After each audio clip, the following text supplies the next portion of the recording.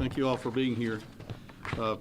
Normally, when I step up at the podium, sometimes as sheriff I have bad news to report, but that's not the case today. Actually, I come to you with some very great news. Maria Gomez-Perez has been safe in Dover, Ohio, and she should be on her way home here to Gainesville with our investigators within the hour. Most of you in this room have been following Maria's case since she was first reported missing in late May, so I won't go through a detailed timeline of every nuance of our investigation. But I will say this, the last 8 weeks have been grueling for those on our investigative team. I want to thank them for their dedication and for putting their hearts and souls into bringing Maria back to our community. Since we are still in the process of interviewing Maria about the specifics of the last 8 weeks, we will not be able to share all details about her disappearance, but we will tell you what we can when we get that information. Maria was found yesterday in the company of a 31-year-old man, Antonio Augustin. He's a Guatemalan native, and he'd been living in northeastern Ohio. We believe Maria had been communicating for a time with Mr. Augustin via Facebook Messenger and some other online apps. Maria had indicated that she was unhappy and she wanted to leave home.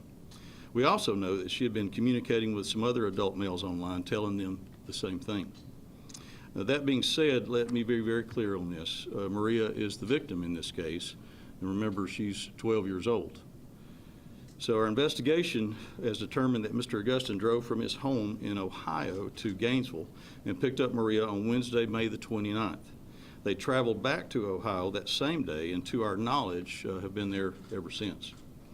The break in the case came last week when Maria contacted her father via Facebook Messenger. She had created a new Facebook page so she could reach out to him to tell him that she was okay and that she was not coming home. And she also asked him to stop looking for her. Mr. Gomez Alonzo told our investigators about the message, and members of our Special Investigations Unit obtained the IP address of the Facebook page and were able to find the phone number associated with that account. They were able to track the phone to a residence back in Dover, Ohio. And believing that this information was a credible lead to Maria's location, we sent 4 investigators from our Criminal Investigations Bureau to Dover this week. They were able to track the phone to the Dover City swimming pool, where they made visual contact with Maria and Mr. Augustin. When the two got into a vehicle and traveled to a nearby shopping center parking lot, our agents, along with members of the Tuscarawas County Sheriff's Office, followed them. They recovered Maria at the scene, and Mr. Augustin was arrested. Maria was taken to a local hospital for a wellness check, and as I said a moment ago, she will be coming back home here to Gainesville today. Mr. Augustin is in the custody of the Tuscarawas County Sheriff's Office in Ohio. The Hall County Sheriff's Office will also bring charges against Mr. Augustin after we consult with our local district attorney's office. Again, the safe recovery of Maria is great news. Our investigators and our law enforcement partners, including the GBI and the FBI, are to be commended. Our community has been constant with their support, and I appreciate all that has been done in the last 2 months. Our investigation is ongoing, and our hope is to share additional information in the days to come. I don't have a specific timeline for those additional details, but we'll give them out as soon as we can. I can't let this moment go without imploring our parents, grandparents, and guardians to watch over their children very closely. Technology is a wonderful thing. It helped us locate Maria, but also technology can also be used for evil. It's why Maria was able to leave Gainesville with a stranger and travel 9 hours away from home. So please know what your children are doing and who they're communicating with. They're our most vulnerable and our most valuable citizens, and it's our duty to take care of them. So thank you. Now I'll take a few questions. Sharon, Courtney Francisco with Channel 2. Yes, ma'am. I wanted to know, what's this guy's history, Antonio, and how concerning is it that she was able to get in touch with him, and do you think that he's been with other children? As far as his history, that's still to be determined. This is real fresh and ongoing. I look forward to having those same answers to those questions. And it is so easy these days for kids to get online and communicate with so many different people. And, you know, it's really scary to think that, you know, there are people out there that will prey on children. And you know, she sought to leave home, and this person came and got her. Does she go back home now? done with her wellness check, and what was her reaction? How was she doing? And I know she didn't want to come home, so talk about that. Well, it's one of those things where we will have to determine with Department of Family and Children Services and the court system what's in her best interest. So again, that's something that's still fresh, and we look to have an answer for you on that very soon. Sheriff, But everything will be in her best interest. Sheriff Adam Murphy, Atlanta News First. Yes, sir. What, at this time, is Mr. Augustin charged with? What are Well, his charges? well, of course, you know, he took a child, a 12-year-old child, across state lines, so he can face several felony charges. And again, we'll need to consult with the DA's office here to see what those additional charges will be here in Hall County and in Georgia. Of course, the Ohio authorities would have some other charges too, with interference with custody and so forth. So he could face several felonies in both states. Sheriff, Very serious. How old is Miss Augusto? How old is him? How old is he? What? The suspect. Yes, he is. Yes. How old is him? How old is him? He is 31 years old, and he lives in a residence in Dover, Ohio. But other than that, I don't know any more information about him. They were still looking into that earlier this morning. Sheriff Couch, Nick Watson, Hazel Times. Are there Yes. any other adults that are possibly facing charges or are under suspicion by law enforcement? Not to my knowledge, no. Not at this time. You know, as the case goes forward, you know, there could be. You know, I wouldn't rule that out, but at this moment, I don't know of any.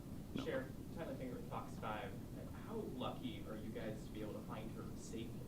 Because in a lot of situations when 2 months pass by, this circumstance could have been totally different.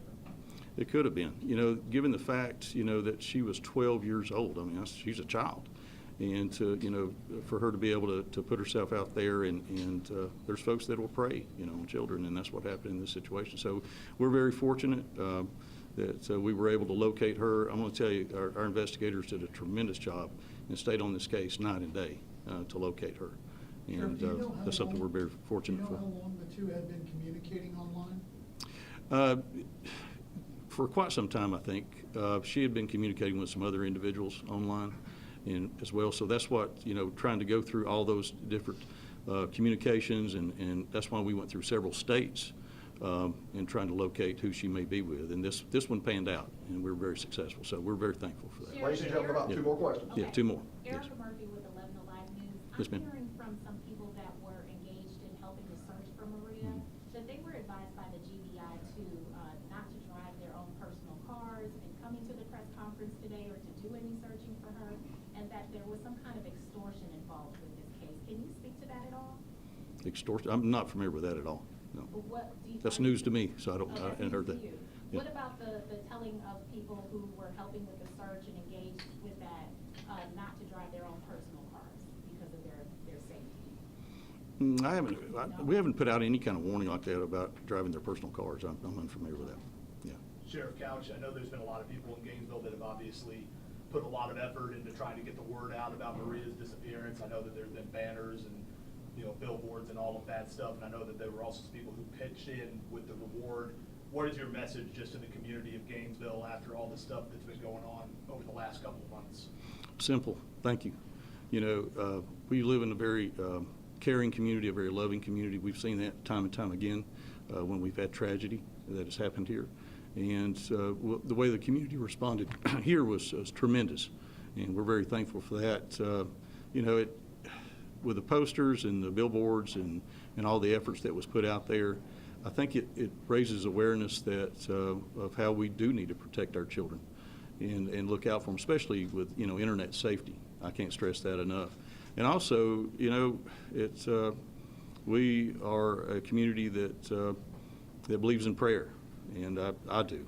And so I think all the prayers and things that people did helped us in this situation. So I'm very grateful. What happens to the reward money now? Well, with this, actually, Maria, her communication with her father led to her own location. So she will not be getting the reward, of course, but that was one thing that a lot of folks stepped forward. I had phone call after phone call from business leaders in town offering their support. And so, again, it goes back to, you know, your question about the community. It's, there was such an outpouring of love and concern, and that's very heartwarming. You don't see that a lot of parts of the country these days. So very fortunate. I'm sorry? Do they get their money? Well, actually, they pledged the money. We never collected it. It was one of those things where, you know, If and when we determined that there was an individual that located her, then we would, call those individuals to write checks, basically, for that. So, Sheriff, just okay. one more question, and that is, I'm also hearing that the department did not notify Maria's dad when you found her. You put it out on social media first. Can you speak to that? That's incorrect. That's incorrect. That's incorrect. Okay. The lead investigator contacted her father last night, or yesterday, rather. So, yeah, that's incorrect. Okay. All right. That's going to be it, guys. Thank you very much. Thank you.